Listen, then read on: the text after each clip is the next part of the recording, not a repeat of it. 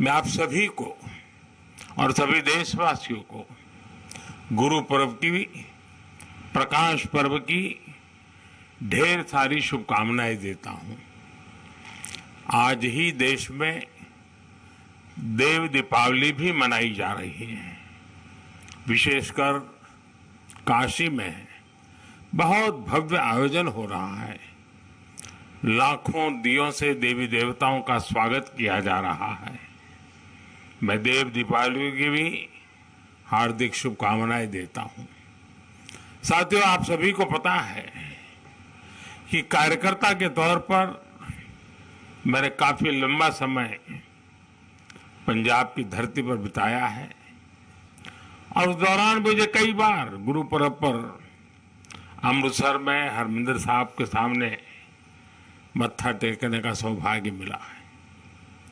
अब मैं सरकार में हूं तो इसे भी मैं अपना और अपनी सरकार का बहुत बड़ा सौभाग्य मानता हूं कि गुरुओं के इतने अहम प्रकाश पर्व हमारी ही सरकार के दौरान आए। हमें गुरु गोविंद सिंह जी के 350वें प्रकाश पर्व मनाने का सौभाग्य मिला। हमें गुरु तेग बहादुर जी के 400वां प्रकाश पर्व मनाने का सौभाग्य मिला। और जैसा अभी बताया गया, लाल किले पर तो बहुत एक ऐतिहासिक और पूरे विश्व को एक संदेश देने वाला कार्यक्रम था। 3 साल पहले हमने गुरु नानक देव जी का 550वां प्रकाशोत्सव भी पूरे उल्लास से देश और विदेश में मनाया है। साथियों, इन विशेष अवसरों पर देश को अपने गुरुओं का जो आशीर्वाद मिला, उनकी जो प्रेरणा मिली, वो नए भारत के निर्माण की ऊर्जा बढ़ा रही है। आज जब हम गुरु नानक देव जी का 553वां प्रकाश पर्व मना रहे हैं तो ये भी देख रहे हैं कि इन वर्षों में गुरु आशीर्वाद से देश ने कितनी ऐतिहासिक उपलब्धियां हासिल की है। साथियों, प्रकाश पर्व का जो बोध सिख परंपरा में रहा है, जो महत्व रहा है, आज देश भी उसी तन्मयता से कर्तव्य और सेवा परंपरा को आगे बढ़ा रहा है। हर प्रकाश पर्व का प्रकाश देश के लिए प्रेरणा पुंज का काम कर रहा है। ये मेरा सौभाग्य है कि मुझे लगातार इन अलौकिक आयोजनों का हिस्सा बनने का, सेवा में सहभागी होने का अवसर मिलता रहा है।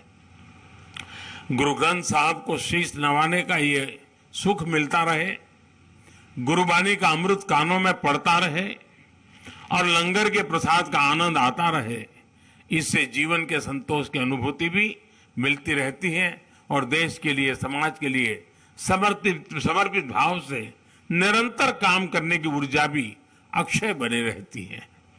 इस कृपा के लिए गुरु नानक देव जी और हमारे सभी गुरुओं के चरणों में जितनी बार भी नमन करूं वो कम ही होगा। साथियों, गुरु नानक देव जी ने हमें जीवन जीने का मार्ग दिखाया था। उन्होंने कहा था, नाम जपो, कीरत करो, वंड छको, यानी ईश्वर के नाम जप करो, अपने कर्तव्य पर चलते हुए मेहनत करो और आपस में मिल बांट करके खाओ। इस एक वाक्य में आध्यात्मिक चिंतन भी है, भौतिक समृद्धि का सूत्र भी है और सामाजिक समरसता की प्रेरणा भी है। आज आजादी के अमृत काल में देश इसी गुरु मंत्र पर चलकर 130 करोड़ भारतवासियों के जीवन कल्याण की भावना से आगे बढ़ रहा है। आजादी के अमृत काल में देश ने अपनी संस्कृति, अपनी विरासत और हमारी आध्यात्मिक पहचान पर गर्व का भाव जागृत किया है। आजादी के अमृत काल को देश ने कर्तव्य की पराकाष्ठा तक पहुंचाने के लिए कर्तव्य काल के रूप में माना है और आजादी के इस अमृत काल में देश समता, समरसता, सामाजिक न्याय और एकता के लिए सबका साथ, सबका विकास, सबका विश्वास और सबका प्रयास के मंत्र पर चल रहा है। यानी जो मार्गदर्शन देश को सदियों पहले गुरुवाणी से मिला था, वो आज हमारे लिए परंपरा भी है, आस्था भी है और विकसित भारत का विजन भी है। साथियों, गुरु ग्रंथ साहब के रूप के हमारे पास जो अमृत वाणी है, उसकी महिमा, उसकी सार्थकता समय और भूगोल की सीमाओं से परे है। हम ये भी देखते हैं कि जब संकट बड़ा होता है तो समाधान की प्रासंगिकता और भी बढ़ जाती है। आज विश्व में जो अशांति है, जो अस्थिरता है, आज दुनिया जिस मुश्किल दौर से गुजर रही है, उसमें गुरुओं साहब की शिक्षाएं और गुरु नानक देव जी का जीवन एक मशाल की तरह विश्व को दिशा दिखा रहा है। गुरु नानक जी का प्रेम का संदेश बड़ी से बड़ी खाई को पाट सकता है और इसका प्रमाण हम भारत की धरती से ही दे रहे हैं। इतनी भाषाएं, इतनी बोलियां, इतने खान पान, रहन सहन के बावजूद हम एक हिंदुस्तानी होकर रहते हैं, देश के विकास के लिए खुद को खपाते हैं। इसलिए हम जितना अपने गुरुओं के आदर्शों को जिएंगे, हम जितना आपसी विभेदों को दूर करके एक भारत श्रेष्ठ भारत की भावना को मजबूत करेंगे, हम जितना मानवता के मूल्यों को प्राथमिकता देंगे, हमारे गुरुओं की वाणी उतनी ही जीवंत और प्रखर स्वर से विश्व के जन जन तक पहुंचेगी। साथियों, बीते 8 वर्षों में हमें गुरु नानक देव जी के आशीर्वाद से सिख परंपरा के गौरव के लिए निरंतर काम करने का अवसर मिला है और ये निरंतरता लगातार बनी हुई है। आपको पता होगा, अभी कुछ दिन पहले ही मैं उत्तराखंड माणा गांव गया था।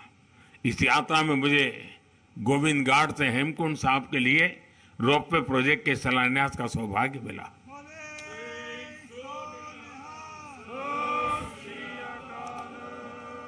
इसी तरह अभी दिल्ली ऊना वंदे भारत एक्सप्रेस की शुरुआत भी हुई है। इससे आनंदपुर साहब जाने वाले श्रद्धालुओं के लिए एक नई आधुनिक सुविधा शुरू हुई है।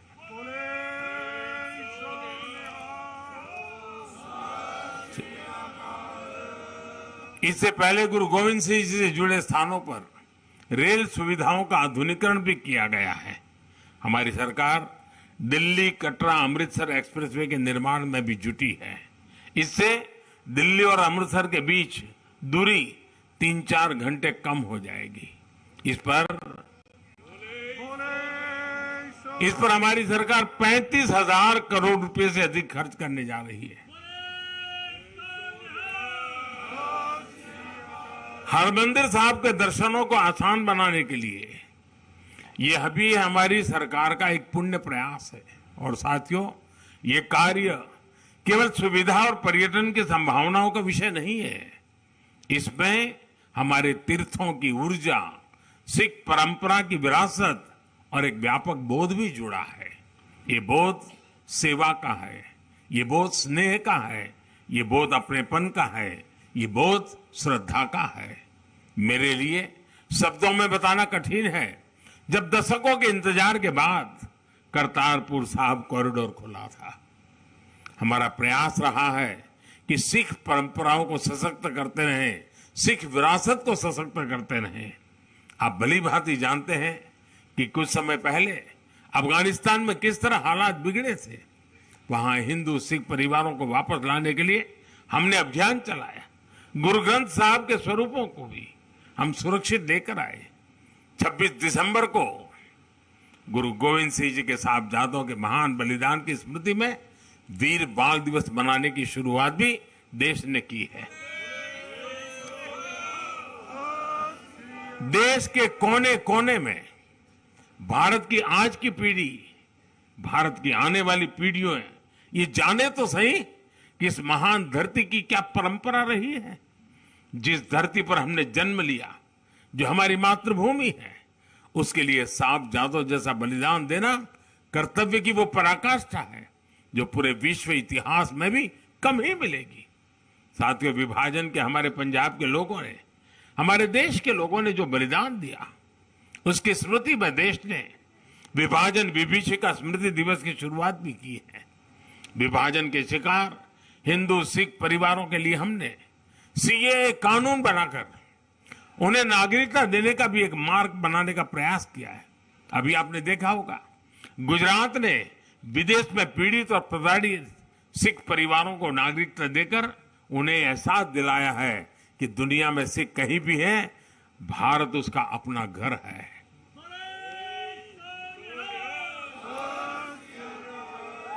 गुजरात का मुख्यमंत्री रहते हुए मुझे गुरुद्वारा कोट लखपत साहब के जीर्णोद्धार और कायाकल्प का सौभाग्य भी मिला था। साथियों, इन सभी कार्यों की निरंतरता के मूल में गुरु नानक देव जी के दिखाए मार्ग की कृतज्ञता है। इस निरंतरता के मूल में गुरु अर्जुन देव और गुरु गोविंद सिंह के असीम बलिदानों का ऋण है, जिसे पग पग पर चुकाना देश का कर्तव्य है।